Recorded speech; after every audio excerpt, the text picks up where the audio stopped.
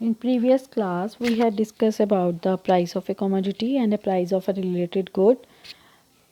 Today I will discuss about the income of the consumer and taste and preferences. ठीक है, अभी तक हम जो कर रहे थे वो प्राइस से रिलेटेड था, मतलब कि प्राइस के बढ़ जाने पर डिमांड पे क्या इफ़ेक्ट पड़ेगा या प्राइस के कम होने पर डिमांड पे क्या इफ़ेक्ट पड़ेगा।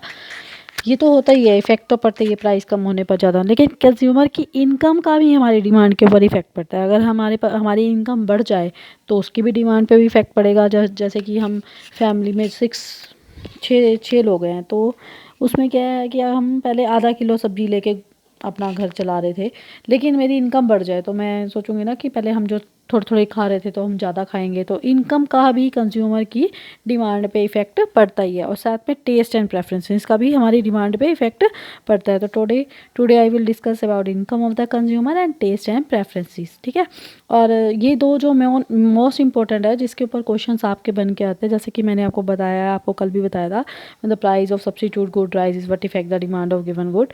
तो ये इसके ऊपर हमने कर लिया था इनकम ऑफ द कंज्यूमर। ये दो जो है ये मोस्ट इंपॉर्टेंट टॉपिक है जो आपके।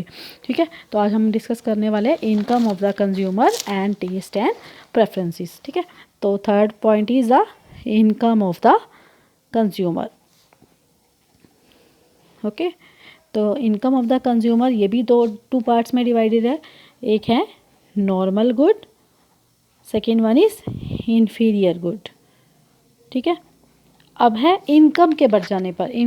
अगर कंज्यूमर की इनकम बढ़ जाएगी तो उसकी डिमांड बढ़ जाएगी, और कंज्यूमर की इनकम कम हो जाएगी तो उसकी डिमांड भी कम हो जाएगी। But in the case of normal good में क्या इफेक्ट पड़ेगा कंज्यूमर की इनकम का, और इन्फीरियर गुड पे क्या इफेक्ट पड़ेगा। नॉर्मल गुड्स कौन से होते हैं? Luxury goods. ठीक है, जैसे कि एसी हो गया, कार हो गई, ये सारे कौन से गुड्स होते हैं? नॉर्मल गुड्स होते हैं। और इन्फीरियर गुड्स कौन से होते हैं? हिंदी में इसको बोलते हैं घटिया वस्तुएं, मतलब कि जिसका रेट बड़ा कम होता है, rate is very low the consumer estimation.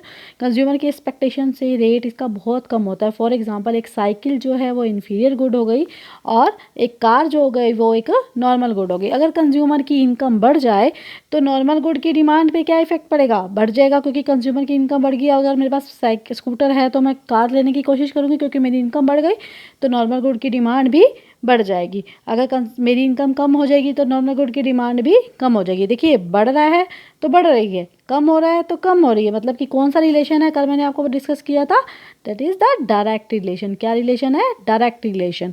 ठीक है, और इन्फीरियर गुड, अगर कंज्यूमर की इनकम बढ़ जाए तो इन्फीरियर गुड की डिमांड कम हो जाएगी, क्योंकि हम साइकिल से किस पे आ जाएंगे? बाइक पे। ठीक है, तो कंज्यूमर हमारी इनकम बढ़ गई तो मैं साइकिल की बजाय क्या लेना चाहूँगी? बाइक लेना पसंद करूँगी, तो मेरी डिमांड बढ़ गई। क्या होगी? इनकम बढ़ी तो मेरी इन्फीरियर गुड की डिमांड। ठीक है, तो अगर कंज्यूमर की इनकम कम हो जाए तो इन्फीरियर गुड की डिमांड कम हो जाती है। ठीक है, तो कंज्यूमर की इनकम का है, तो इसमें कौन सा रिलेशन है? Inverse relation.